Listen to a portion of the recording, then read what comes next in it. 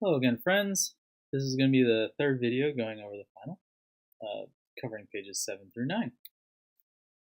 Starting off, we have a function, not actually a function, the second derivative of a function. So if the second derivative is this, then the graph of f has inflection points when x equals. So if you remember to my last video, inflection points are changes of curvature. The way we find them analytically is when the second derivative of a function is equal to 0, if we're looking for inflection points. And luckily, in this case, we're just given the second derivative. So all we need to know is when is this equation equal to 0? And since it's factored, we can take each factor in turn and say, oh, the second derivative is equal to 0 when x equals 0. When x equals -1, and when x equals 2. And so that means that the graph of f has inflection points at these three spots. So maybe you can clean it up. X equals -1, 0, 2. That's all you really need for that one. For what values of x does the function y equals x divided by x squared plus 4 have a relative maximum? Okay, so this one's kind of an unusual one. We want to think about this a little bit, especially since it's dividing by a polynomial. It's a rational function, so we want to make sure that this is defined everywhere. And if we look at x squared plus 4, is that ever equal to 0? Well, no, it's not, because squared always positive, positive plus positive always has to be positive. So we don't have to worry about that. That's great. So this is defined everywhere. And so we are going to look for relative maxima, and we're going to do that by taking the derivative. This is a standard quotient rule thing, so we'll use the quotient rule. X squared plus 4, so the bottom times the derivative of the top, minus the top times the derivative of the bottom, all divided by the bottom squared. You do this, we're going to do some simplification. That becomes plus 4 minus 2x squared all over plus 4 squared, which means that this is 4 minus x squared over x squared plus 4 squared. And so we're going to think about this, and we're interested in when this is equal to 0 because we're looking for critical points, and that's where the derivative equals 0, which means that the denominator at this spot is irrelevant for looking for critical points. Might come in handy later. We're not really sure. So we are looking for when 4 minus x squared is equal to 0, which happens when 4 equals x squared, so x equals plus or minus 2. Great. So these are our two critical points, when x equals 2, x equals -2. At this point, we need to test these critical points. I would recommend against using the second derivative test here if you're doing it by hand, because there's no real opportunity for simplification on this. And so if you're going to use the quotient rule again, it's going to start to look pretty nasty. Instead, we'll look at this and think of our two critical points, -2 and 2, and just think about what the derivative is around them. So if you are, and then we'll look back at our original thing. Again, x squared plus 4 is always positive, which means when you have a positive number squared, that's still a positive number. So essentially, the sign of the derivative, the denominator, once again, completely irrelevant to that. We don't have to care. All we need to care is whether the numerator is positive or negative. That'll tell us whether the derivative is positive or negative. So if you have for example, a number less than -2, so like -3. -3 squared is 9. 4 minus 9 is a negative number, so the derivative on this side must be negative. If you're somewhere in between -2 and 2, so like 0, 0 squared is 0, 4 minus 0 is 4, that's positive. And then, say, pick 3. 3 squared is 9, 4 minus 9 is again negative. And so, we know that the sign of the derivative is negative on this side, positive in between, negative on this side. And so if we're looking for a relative maximum, relative maxima go from increasing to decreasing. So that's going to be here at x equals 2. Just to check back, we're going to reread the question again for what value of x. Since we only need value of x and not what the actual maximum is, we are actually done. X equals 2 is our answer. I think I might have written that in my face, but that's okay. All right. So here we have all right, if g of t equals t squared minus 3 cubed, then g double prime of t equals. You could multiply this out, the cube, expand it completely, and then take the derivative twice. I recommend just using the chain rule and the power rule here. So the first derivative, g prime of t, we'll use the power rule on the outside. This becomes 3t squared minus 3 squared, and then you multiply by the derivative of the inside, so that's going to be 2t.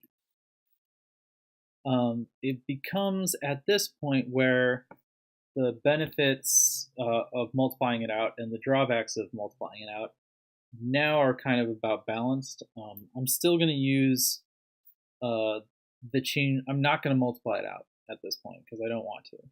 But I wouldn't fault you if at this point you said, okay, this is only a squared. I'll multiply it out and see what I get, and then just take the derivative. So the 3, we're going to stay there. And then this is two things multiplied together. We're going to use the product rule. So t squared minus 3 squared times the derivative of 2t is just 2, plus 2t times the derivative of this is 2 times t squared minus 3. That's all the parentheses paired up. Now, at this point, you can do some cleanup if you like. Distribute the 3 everywhere it's necessary. We get 3 squared plus 6 t.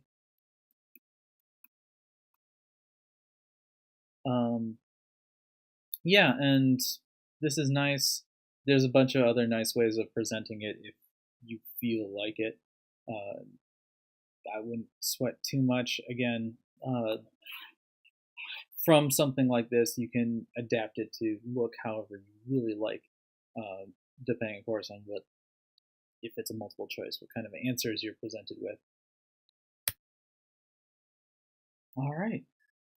Function f is given by f of x equals x to the 4th plus x squared minus 2. On what intervals is f increasing? So we're looking for increasing. Increasing means f prime is greater than 0. So that's good to know. So let's take a derivative. We're going to have 4x to the 3rd plus 2x. And just to help us out, we're going to factor that a little bit. It's going to be 2x times squared plus 1. And we look at this, and we're looking for when the first derivative is positive. And I noticed, and this is one of the benefits of factored form, right? For this to be positive, it has to be either positive times positive or negative times negative. And x squared plus 1 is never negative. And never even 0. This is always positive, so we only really have to care about whether x is positive or negative. and x is positive when x is greater than 0. A lot simpler than it looked when we first looked at it. All right. Here we are given a graph, this, and we're asked to sketch the graph of it. So we're going to bring out our drawing tools, and we have to sketch the graph of the derivative. All right, so let's think about this. The derivative starts pretty close to flat. On this one, it dips a little, so it started a little negative. I think on the actual paper test, I did a much better job of making it completely flat. So a flat function means the derivative is 0. So if we match it up, we're going to start with the derivative 0.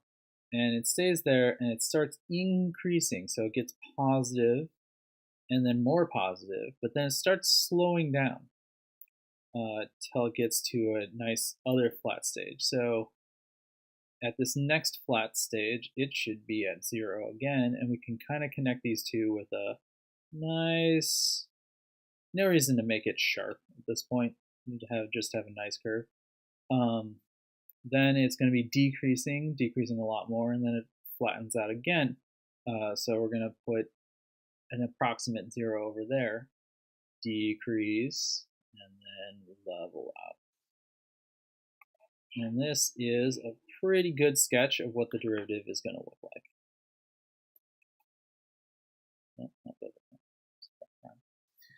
Again, don't worry too much about curvature or scale, since this is deliberately given without a scale, so there's no need to have a scale here.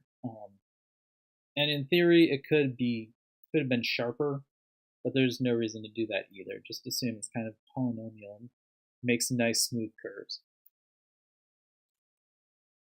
All right. Find the maximum acceleration attained on an interval by a particle whose velocity is given by that. All right, so we're given velocity. We want maximum acceleration, right? So we should know that, again, to go from velocity to acceleration, we need to take the derivative in terms of t. So let's do that. Our acceleration in terms of t is going to be 3t squared minus 6t plus 12. And we want the maximum. So we've got two options, and I feel like I've given these two options before. We could use the non-calculus way, where we recognize that since that's a 3t squared, this is a quadratic function.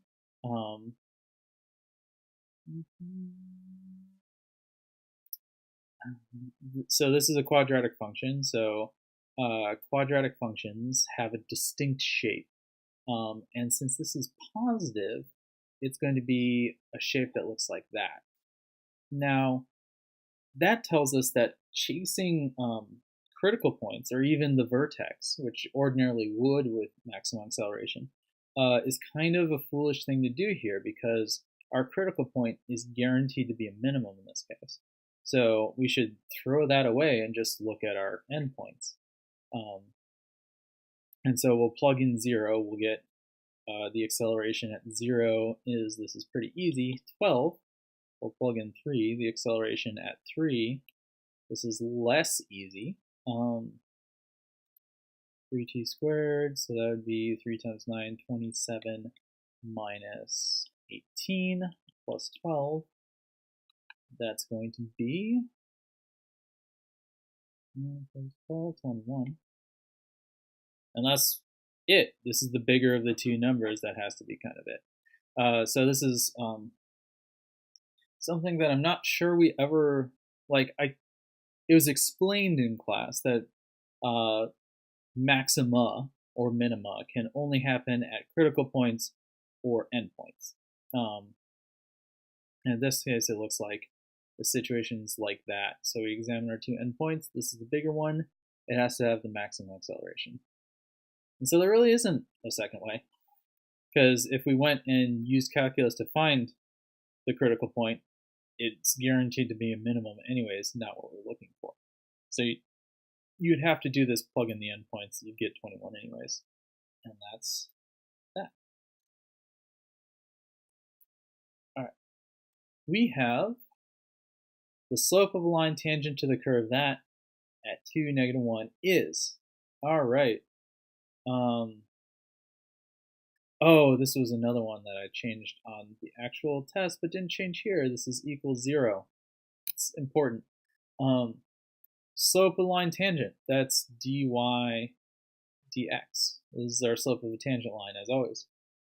So this is set up for implicit differentiation, and I would hate to disappoint it. So let's differentiate it implicitly. Derivative of y squared is going to be 2y dy dx plus the derivative of xy plus 1 to the third. We're going to have to use the chain rule a couple times, so that'll be 3xy plus 1 to the second times, now we have to take the derivative of the inside. Derivative of 1 is 0, so we don't really worry about that, but the derivative of xy, that's a product rule, so it's going to be x dy dx plus y, and all that equals 0. Which is a big ol' mess, which is why we're going to simplify it by, at this point, plugging in our two values. X is 2, y is -1. So we have 2 times -1 dx plus 3 times 2 times -1 plus 1 squared times 2 dy dx plus -1 equals 0. So we have -2 dy dx plus -2 times -1 is -2, -2 plus 1 is -1, -1 squared is 1, so this is just 3 times 2. So let's do our distribution. I don't want to write too much on this page. 6 dy dx minus 3. And then we're going to simplify even further. -2 dy dx plus 6 dy dx is 4 dy dx. Add 3 to both sides. Plus 3, which means that our dy dx, what we were looking for in the beginning, is 3/4. Hooray! We did it. It looks scary for a little bit, but once you plug in the numbers, it all kind of like simplifies and simplifies. As long as you keep track of negatives. Negatives are going to be your issue here. But that happens sometimes. All right. Now we have the function f is continuous on the closed interval from 0 to 2 and has values that are given in the table above. So here's our table. At x equals 0, our function is 1. At x equals 1, our function is k, and our x equals 2, our function is 2. Ooh, this didn't transfer. Should be 1/2.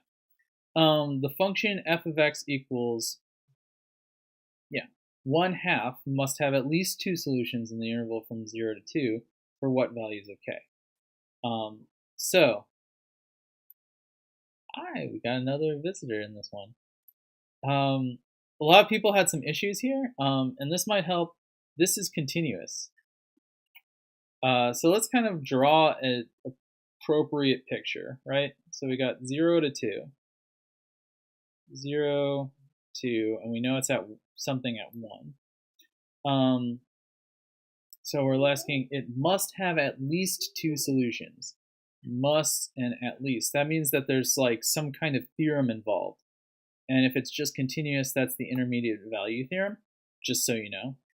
So those people who just wrote IVT here, yeah, I gave you half credit for that because you knew that had to be going on. So, but let's look at this a little bit closer. Let's say that that's at 1, and that's at 2.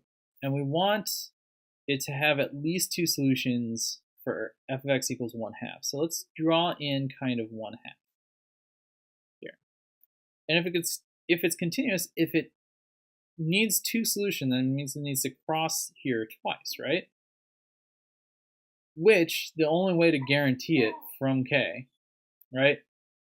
If that's the only thing we can change is k, is, well, if k is somewhere below this line, that means our function has to cross that line, so that's one solution to get to k, and then cross the line again to get to 2. So that's two solutions. So we know that k has to be below the line of y equals 1/2. So that means that k has to be less than 1/2. If this were actually 12, I don't think it was 12. I'm pretty sure it was 1/2 in the actual test. You just have to flip it around. K would have to be greater than 12 because, again, it'd have to cross to get to 12 and cross back. Okay.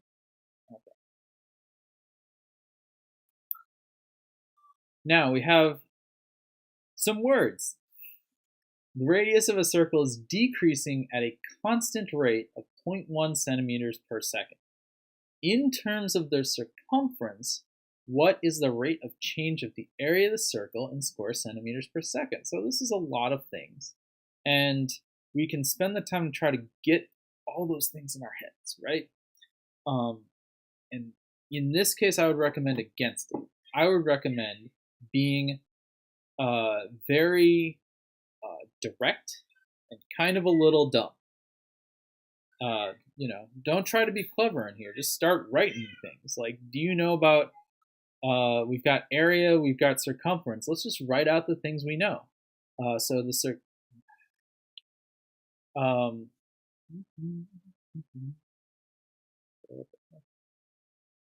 okay. So the circumference of a circle is, of course, 2 times pi times the radius. Okay, so that's nice.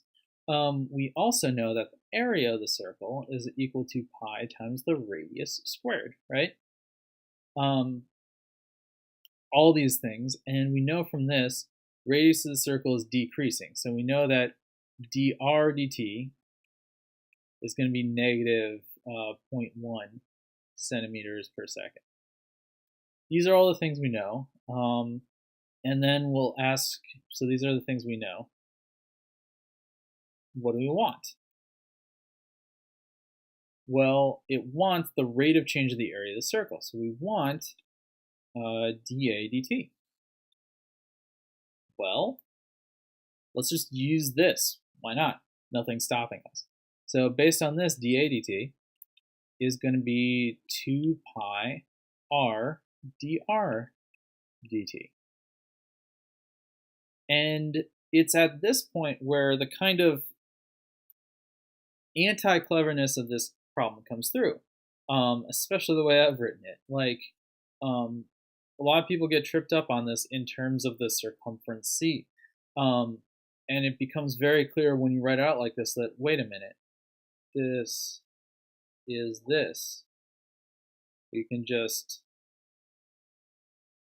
substitute c, and we know what dr dt is.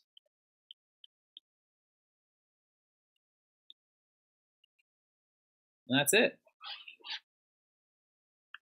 right? You might want to clean it up. I don't know.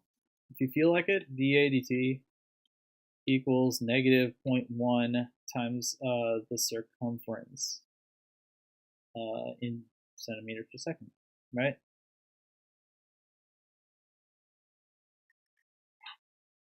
But no reason to do so, no reason not to do so.